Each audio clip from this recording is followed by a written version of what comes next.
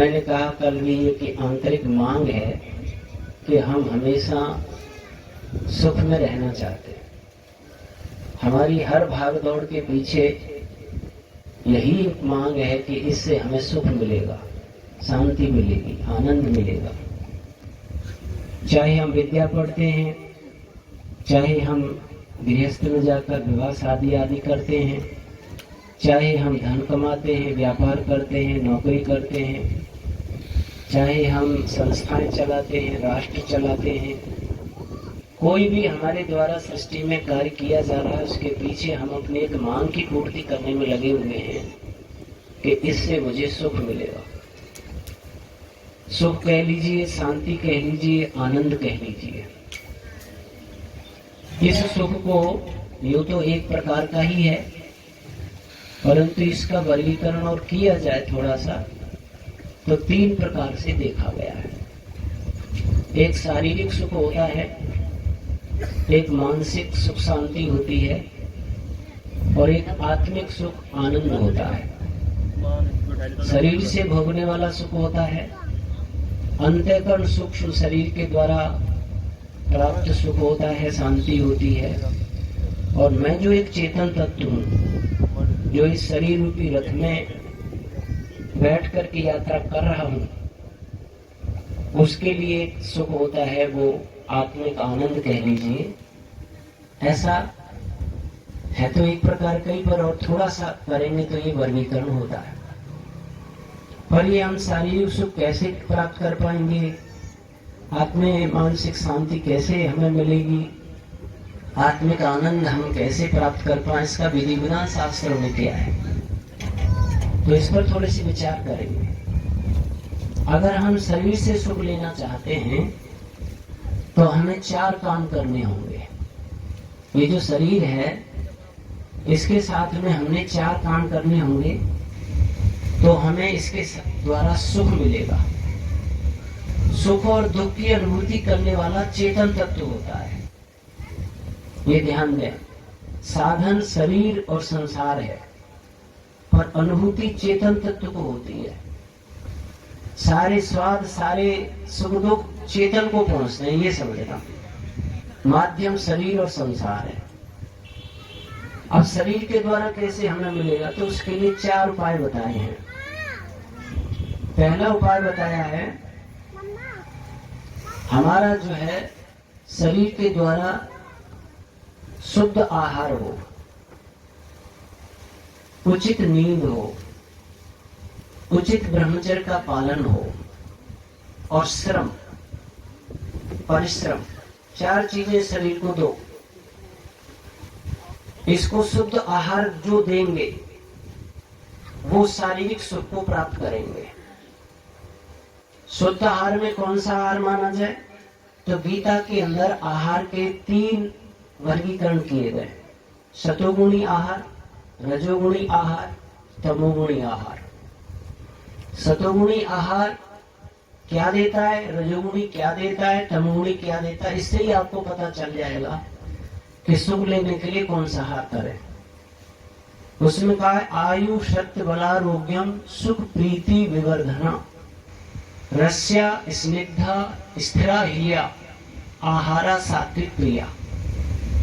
यानी जिस आहार को करने से आयु बढ़ती है, हमारा अंतःकरण सतोगुणी बनता है, शुद्ध बनता है, और बल प्राप्त होता है, और आरोग्यता में रोग नहीं पैदा करता, निरोगी बनाता है, हमें आरोग्य पैदा करता है, और सुख हमारे अंदर सुख की वृद्धि करता है, प्रीति प्रेम बढ़ाता है, प्राणियों से प्रेम जिसके अंदर पैदा हो जाता है, चींटी से लेकर हाथी पर्यंत, सुख प्रीति विवर्धना इसको बढ़ाता है। तो वो कौन सा आहार है, रस्या, रसीले, यानी कंद मूल फलजनों से रस निकलता है। स्निग्धा, चिकने, घृतादि, स्थिरा, शरीर में देर तक ठहरने वाले, बादाम, छुआरे, किशमिश आदि, और हिरिया, हृदय को प्रिय लगने वाले, हृदयग्राही। ये सात्विक आहार माने जाते हैं और सात्विक लोगों को प्रिय होते हैं। तो सात्विक जो भोजन हम करेंगे तो स्वाभाविक आपके अंदर सुख और प्रीति बढ़ेगी, सीधी सी बात है। आपके अंदर आयु बढ़ेगी, बल बढ़ेगा, आरोग्यता बढ़ेगी, सुख बढ़ेगा, प्रीति बढ़ेगी, सतोगुणी भोजन करने वालों के लिए। दूसरे रजोगुणी है कटु अम्ल लवणा तीक्ष्ण रूक्ष्ण तीक्ष्ण विदाहीना आहारा रस श्रेष्ठा दुख शोक मया प्रदा। कटु कड़वे, अम्ल खट्टे, लवण नमकीन, अत्युष्ण अधिक गर्म, चाय कॉफी आदि जो ज्यादा गर्म पदार्थ है उनको सेवन करते हैं। कटु अम्ल लवणा तीक्ष्ण रूक्ष्ण रूखे तीखे विदाहीना जलन पैदा करने वाले। आहारा रास श्रेष्ठा, ये राजसी भोजन है, राजसी लोगों को प्रिय है और परिणाम में क्या देते हैं? दुख शोक मया प्रदा। दुख पैदा करेंगे, शोक पैदा करेंगे, आप शोक में डूबे रहोगे, दुखी रहोगे। जितने भी आजकल खट्टे चिरपरे तीखे कसैले इस प्रकार के पदार्थ खाए जा रहे हैं ना, समोसा कचौड़ी भल्ले बर्गर पिज्जा चाउमीन पता नहीं क्या क्या, ये सब दुख और शोक देने वाले हैं। कितनी बड़ी अविद्या है। वे जानबूझ के शोक और दुख खरीदता है आदमी। भोजन का ही प्रभाव सुख और दुख शोक है, ऐसा गीताकार लिख रहा है, आयुर्वेद कह रहा है। तो ये राजसी लोगों को प्रिय है और दुख शोक पैदा करते हैं। एक तमोगुणी भोजन होते हैं, यात यामन गतरश्रम पूति पर्यूषितम च यत् उच्छिष्टम चाप मेध्यम आहारा कांसा प्रिया, यानी कि बासी भोजन। अब ये बासोड़ा भी गया ना आपके यहाँ पे, बासोड़ा मनाया जाता है भारत देश में। एक दिन बासा खाया जाता है, रात बना के रख देते हैं, सुबह आपके यहाँ मनाया जाता है कि नहीं? उधर तो मनाया जाता है। बासी भोजन यानी देर से बना हुआ, शाम का सुबह खा रहे, सुबह का शाम को खा रहे। अच्छा देखो, हम जो है अपने घर की रोटी सुबह की शाम नहीं खाते, शाम की रोटी या कोई चीज है वो सुबह नहीं खाते कि बासी है। और नमकीन है, बिस्कुट है, डबल रोटी है, पता नहीं कब की बनी हुई है, उनमें बासापन नहीं देखते हैं कि कब की बनी हुई है, उनको बड़े प्रेम से खाते हैं। वो परिणाम में तामस पैदा करेंगे, तमोगुण पैदा करेंगे, अविद्या देंगे, मूढ़ता देंगे, पागलपन देंगे। जो बासी भोजन है, पैकेट बंद आ रहे हैं, आपके अंदर सुख प्रीति नहीं पैदा करेंगे, आपके अंदर ज्ञान विवेक पैदा नहीं करेंगे, ज्योति पैदा नहीं करेंगे ज्ञान की। वो आपकी ज्ञान की ज्योति को मारेंगे, पागलपन देंगे, मूढ़ता देंगे, अविद्या देंगे, अज्ञान देंगे। और जो रसहीन है और जो सड़े गले हैं, जैसे बहुत सारे सड़े गले पदार्थ होते हैं, और ये नशे वाले आदि पदार्थ है, अंडे मांस आदि, गुटखा शिटखा धूम्रपान आदि, तंबाकू आदि, ये हमारे अंदर मूढ़ता, अविद्या, अज्ञान, पागलपन देते हैं। तो अगर आप शरीर से इससे सुख चाहते हो तो सतोगुणी भोजन करना। कंद मूल फल दूध घी मेवा मिष्ठान भगवान ने ऐसे ऐसे बढ़िया बढ़िया बनाए हैं कि बस आपका शरीर में स्वयं उन्हें खाने से सुगंधी आने लग जाएगी, दुर्गंध नहीं। पसीने में ऐसे सात्विक भोजन करने वाले का पसीना भी दुर्गंध रहित हो जाता है, शरीर में सुगंधी हो जाती है और सुख और प्रीति बढ़ जाती है। ये ध्यान रखो अपने बच्चों को घरों में, पहले आहार शुद्ध करो। दूसरी बात, निद्रा।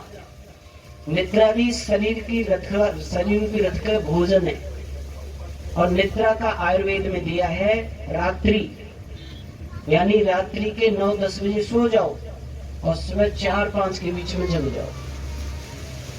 इसमें आप नींद लोगे तो वो नींद आपके शरीर के मलों को विसर्जित करेगी, शोधन करती है नींद। नींद के बाद जब जगते हो तो जितने शरीर के मल हैं वो अपने अपने कोषों में आके बैठ जाते हैं। आंखों में गंदगी आ जाती है, दांत जिह्वा पर मल आ जाता है, मलाशय में मल, मूत्राशय में मूत्र इकट्ठा हो जाता है, अंदर के पसीने से शरीर पे इकट्ठा हो जाता है। फिर हम तुरंत सुबह उन मलों को शोधन करने में लग जाते हैं। साफ करते हैं। अगर हम सूर्य उदय होने तक सोए हुए पड़े हैं तो सूर्य की किरणें हमारे शरीर पर पड़ेंगी, मलों पर पड़ेंगी, और उन मलों में गैस बनेगी, और वो गैस हमेशा ऊपर उठती है, और वो आपके इस कंप्यूटर में, इस ब्राह्मण में जाके जमा हो जाएगी। आप उतने ही निस्तेज, तेजहीन, बुद्धिहीन और रोगी, अनेक प्रकार की बीमारियां आपके शरीर में पैदा हो जाएंगी। इसीलिए सूर्य उदय होने से पहले नींद त्याग करके शरीर के मल साफ हो जाने चाहिए, शरीर की सारी गंदगी साफ हो जानी चाहिए, बिल्कुल फ्रेश हो जाओ। तो समझ लीजिए ये नींद आपकी इस गाड़ी के साथ तुम्हें सुख देगी। नींद दो प्रकार की मानी जाती है, एक सात्विक नींद होती है और एक गहरी नींद होती है। गहरी नींद के लिए शरीर को थकाना दिन में जरूरी है, उसके लिए श्रम करो, खेती बाड़ी करो, अपार व्यापार करो, भाग दौड़ करो, या फिर व्यायाम करो, प्राणायाम करो, दोनों समय थकाओ तो गहरी नींद मिल जाएगी। और आप विचार शुद्ध होंगे, खान पान शुद्ध, विचार शुद्ध, तो सात्विक नींद आएगी। दोनों प्रकार की नींद आपके जीवन को, आपके शरीर के साथ आपको सुख देगी। और इसे बिगाड़ दोगे तो ऐसी कोई ताकत नहीं कि आपको सुखी, शरीर के द्वारा सुखी कर सके। वैद्य डॉक्टर लोग थोड़ी देर के लिए इलाज करेंगे, रोगों को दबा देंगे, लेकिन पुनः अनेक रोग आपके शरीर में पैदा होते रहेंगे और आप दुखी बने रहेंगे। और दुख को अगर आप काउंट करो कि इतना कितना दुख मैंने भोग लिया, तो आपको पहाड़ जैसा दुख नजर आएगा। इसलिए नींद को आयुर्वेद के अनुसार 9 के 10 के बीच में सो जाओ, बच्चों को सुला दो, सारे कार्य घर के ठप, और सुबह 4-5 बजे घंटी जगा दो, बजा दो, सबको जगा दो, और अपने अपने दैनिक कार्यों में लग जाएं।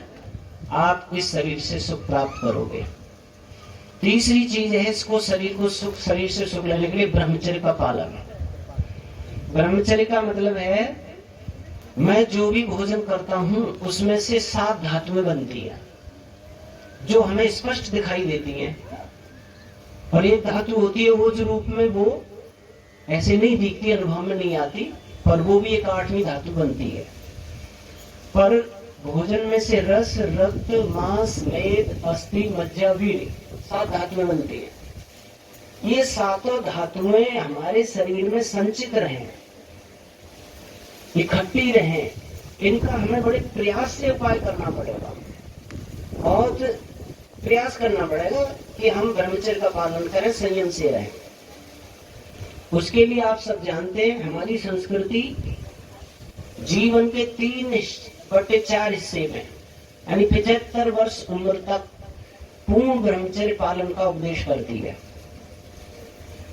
जन्म से 25 वर्ष तक पूर्ण ब्रह्मचर्य विद्यार्थी जीवन, और 50 के बाद अगला जितना जीवन है वो पूर्ण ब्रह्मचर्य हो। केवल 25 से 50 की उम्र में गृहस्थ में उसका सदुपयोग आप कर सकते हो, वो भी संतान प्राप्ति के लिए।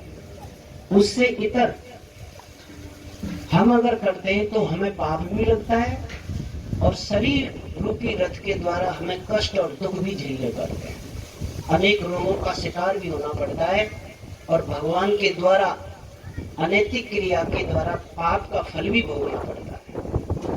तो हम जैसा कर चुके आगे संभले, अपने आने वाली संतति को संभालें, बिना झिझक के इसके महत्व का वर्णन करें, बताएं इसका कितना महत्व हमारे जीवन में, ब्रह्मचर्य का पालन का। हजारों गुना संसार के विषयों से ब्रह्मचर्य का पालन सुख देता है, ऐसा ऋषि दयानंद कहते हैं। हजारों गुना अधिक उत्साह से भरा रहता है जीवन। कभी विद्यार्थी जीवन को देखो, अपने पहुंचो विद्यार्थी जीवन में, जब थोड़ा संयम का जीवन जीते थे, ऐसे उछट्टी मारते थे, यहाँ चढ़ जाए वहां चढ़ जाए, पहाड़ भी कुछ नहीं था हमारे सामने, छत पे चढ़ जाए वहां से कूद जाए, कोई काम दे दो, ऐसे उत्साह के साथ कर देते, सारा उत्साह भरा रहता था। और जब से ब्रह्मचर्य को हमने नजरअंदाज किया है, लुटाया है, तब से हम इतने गिर गए उत्साह होते चले जाते हैं। फिर आप देख सकते हो अपने जीवन में, ये भगवान की अमूल्य देन है। इसमें थोड़े से विचार शुद्ध करेंगे, जैसे मैं कल थोड़ी बात चर्चा की थी, कठिन नहीं है, यानी असंभव नहीं है, थोड़ा कठिन तो है, असंभव नहीं है, पर थोड़ा शास्त्र पढ़ेंगे, समझेंगे उसके महत्व को, उसको जिसका महत्व समझ में आ जाता है वो चीज हमारे लिए आसान हो जाती है। जिसका महत्व नहीं समझते तो वो हमारे लिए कठिन होती है। इसलिए इसका महत्व स्वयं समझो, बच्चों को, बेटियों को, भाइयों को, सबको समझाओ जहां तक तुम्हारी। और मैं तो ये कहा करता हूँ कि भाई ये स्कूलों में पाठ्यक्रम में लगना चाहिए ब्रह्मचर्य के पालन का विषय। अगर बच्चों को पाठ्यक्रम में दे दिया जाए, इसके महत्व का वर्णन सिखाया जाए शुरू से, तो हमारा देश आज भी बहुत बड़ा ताकतवर बन सकता है। इसके बराबर ताकत नहीं है। आप सब जानते हैं हनुमान जी रामायण काल में पूर्ण ब्रह्मचारी थे, अकथनीय काम कर गए। भीष्म पितामह महाभारत में पूर्ण ब्रह्मचारी थे।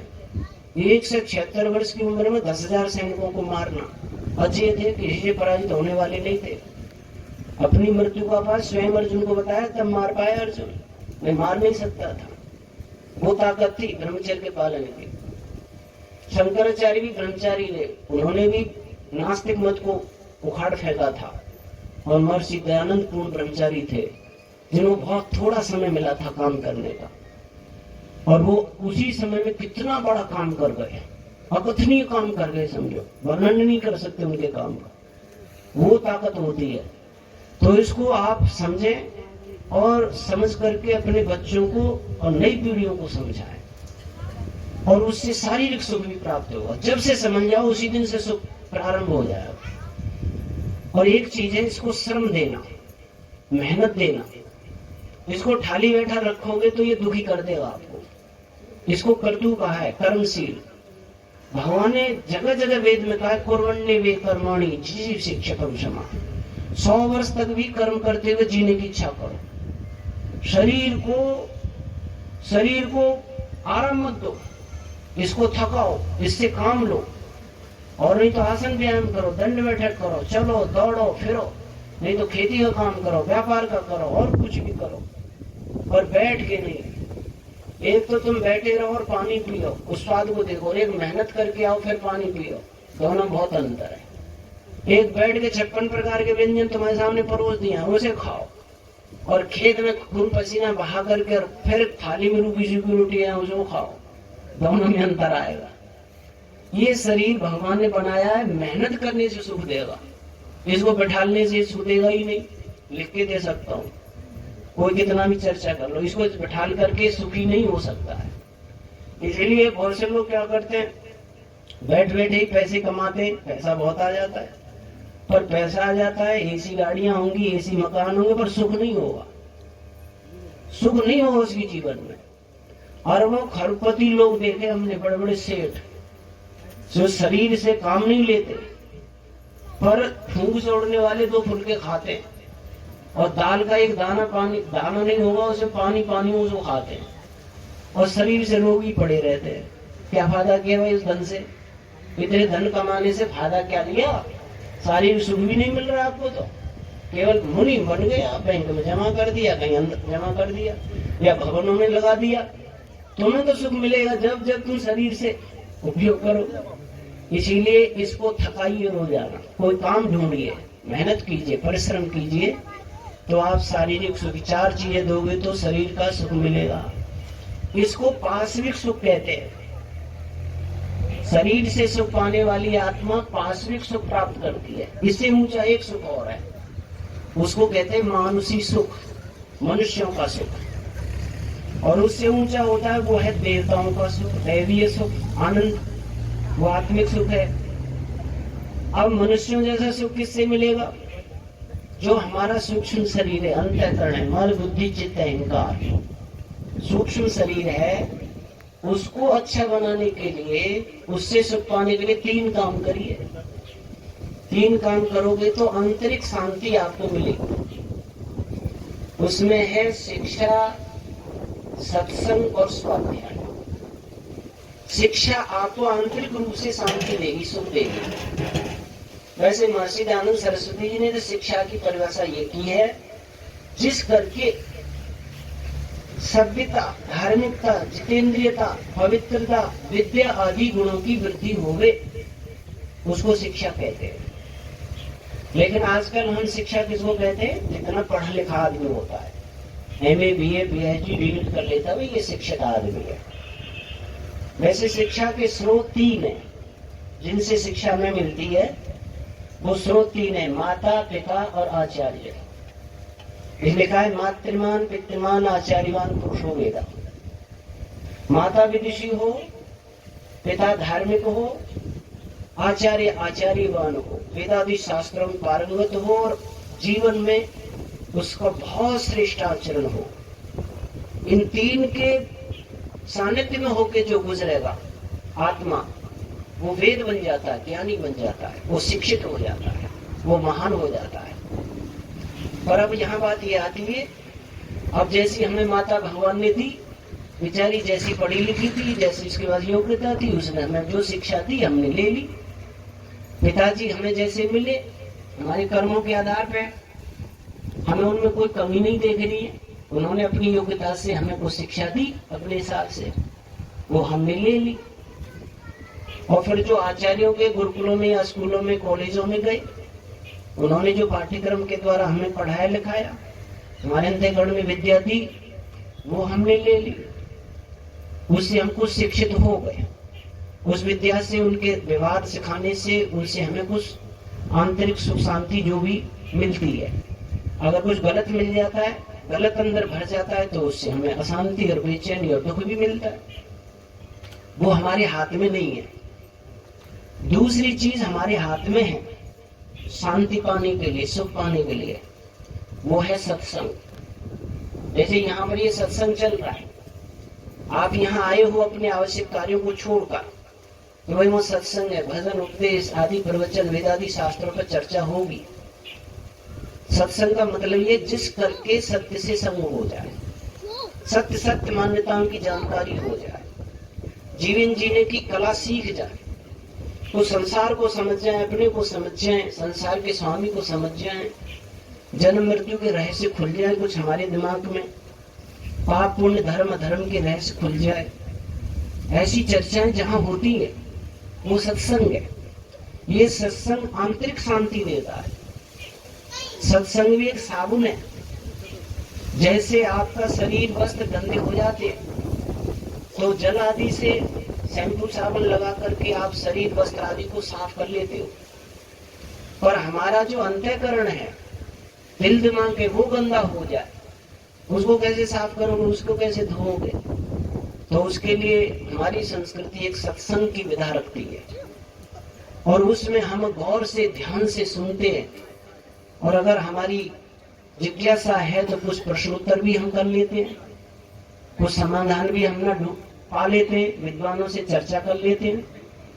तो उससे हमारे आंतरिक जो कलुषित व्यवहार है वो धुल जाते हैं, आंतरिक शांति हमको मिलने लग जाती है, आंतरिक सुकून मिलता है। उससे बहुत सारे उतार चढ़ाव आते हैं, वो हमें परेशान नहीं करते। ये बात निश्चित है। सही सत्संग का सानिध्य मिल जाए तो कितने जीवन धुल जाते हैं, आप सब सुनते चले जा रहे हैं। कितने लोगों के जीवन महान हो गए सत्संग से। स्वामी श्रद्धानंद जी महाराज जो मुंशी राम थे, ऋषि दयानंद के सत्संग से, ऋषि दयानंद के बाद दूसरे नंबर पर उनको हम सन्यासी के रूप में देखते हैं, जिन्होंने गुरुकुलीय प्रणाली को दोबारा से प्रारंभ किया। ऐसे कितने हैं, आप सब सुनते रहते हैं। सत्संग वो चीज है जो आंतरिक रूप से हमें बदल देती है और हमारे जीवन को धन्य कर देती है, सुकून और शांति देती है। सत्संग जो है वो भी हर जगह नहीं मिल सकता साहब। अब यहाँ आपको मिल रहा है 2-3 दिन के लिए, फिर पता नहीं कहाँ मिलेगा। और ऐसा मिले नहीं मिले, बहुत से सत्संग के नाम पे भी कुसंग ही चल रहे। वहां ऐसी वेद दर्शन उपनिषद ऋषि मुनियों के ग्रंथों की मान्यताओं पर चर्चाएं नहीं होती, अपने कुछ मनगढ़ंत उनके होते हैं, उस पर लोगों को चलाते सिखाते हैं। कुछ हम पूजा पाठ करो, ऐसा ये करो वो करो, ऐसी कुछ बातें सिखा देते हैं जो उनकी मनगढ़ंत है, शास्त्रोक्त नहीं है। तो वहां हम अविद्या में भी फंस जाते हैं।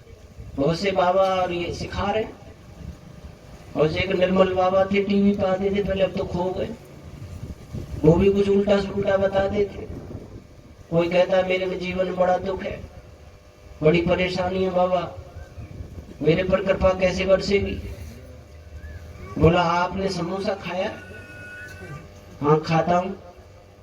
हरी चटनी से खाया है कि मीठी चटनी से खाया? बोला हरी से, बोला मीठी से खाने लगो, कृपा बरसने लगेगी। अब ये कौन सा सत्संग है बताओ? ऐसी कुछ बातें हैं, उनको बेचारे किए जा रहे और लाभ कुछ मिल नहीं रहा, जिए जा रहे। थोड़ा बहुत कुछ मिल गया हो तो उसी का मानते हैं, मिला कोई दूसरे तरीके से। कहने का मतलब इसको देखें तो यहाँ वैदिक सत्संग कहीं होता होगा, वैदिक विद्वान, जिसको आजकल की भाषा में आर्य समाज कह देते हैं, जो महर्षि दयानंद का बना हुआ एक संगठन है।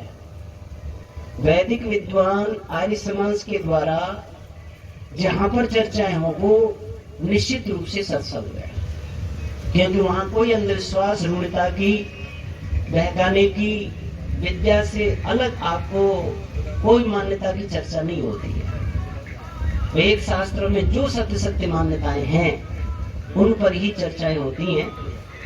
तो मैं समझता हूं कि ऐसा कोई सत्संग कहीं मिलता है तो अवश्य कीजिएगा। वो लोग धन्य हैं जो आर्य समाज जैसी पवित्र संस्था से जुड़ गए हैं, वो वास्तव में धन्य है। आगे चल करके सत्संग हर जगह नहीं मिलता, तो तीसरी एक चीज है जो आंतरिक आपके अंतःकरण को शुद्ध पवित्र बनाएगी और शांति देगी, आनंद देगी, वो है स्वाध्याय।